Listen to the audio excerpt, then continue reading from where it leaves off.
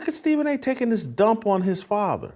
He's lying, like there was no daddy in his home. Stephen A. Smith, again, he's the star of the clown show. Stephen A. and his book and this false narrative they've created about him. In his book, he takes all kinds of shots at his father, pulls his pants down and just takes a dump on his father.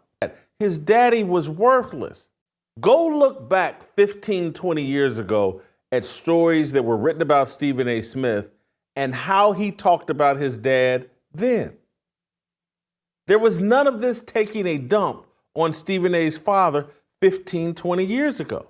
All you heard about was his dad almost was a professional baseball player, and you heard about how they were relatively close. He fast forward to 2022, 2023, 2024. Now his father's one of the worst people on the planet. He's a good for nothing. He, had played no role in Stephen A. Smith's success. Stephen A. basically pretends like he was raised by a single mama. Or if his daddy was in the home, he was a worthless piece of doo-doo. That's to promote the narrative that single mama is capable of producing the great Stephen A. Smith, the $20 million a year sports journalist.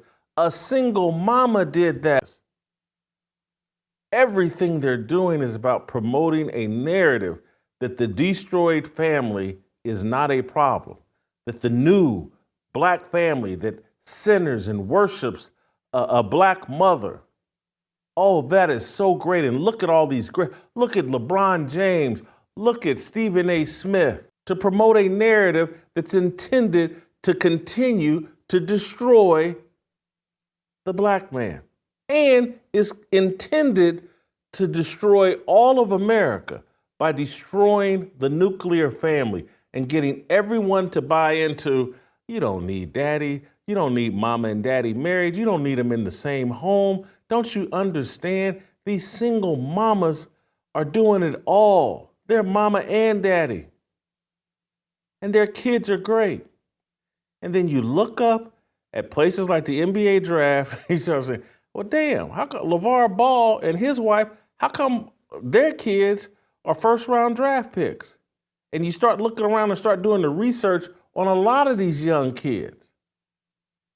And they come from nuclear families. And it's a suburban league now. The NBA is no longer a ghetto league. It's a suburban, international, globalist league. It's for global citizens. Can't have this discussion because we got a clown leading the discussion. He's the head of the circus ESPN has built. But mama and daddy in the home is how you correct what's wrong with kids. No amount of celebrity or money that can be poured into kids that's going to undo the harm done by the destruction of family. LeBron James's I Promise School started out, and again, calling it LeBron James's school or whatever, that's more of a marketing deal. LeBron and his charity organization, I think, gave $1 million or $2 million, but the state of Ohio is paying for most of it. And LeBron, it's intended to, it's providing meals. It's supposed to be standing in the gap and filling in all the cracks that trip kids up. They feed them. LeBron gives them tennis shoes.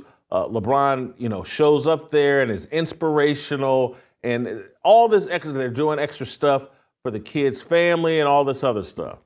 It's not working.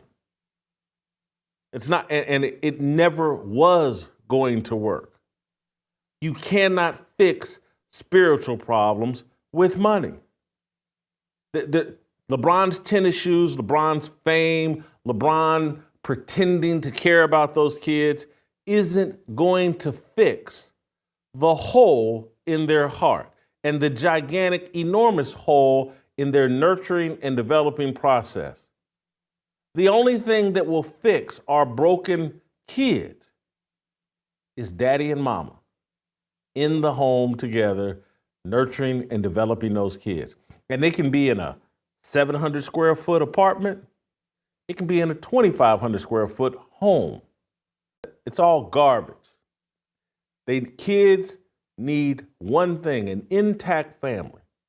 That's how you produce superior kids in any, whether it's academically or athletically. They need family.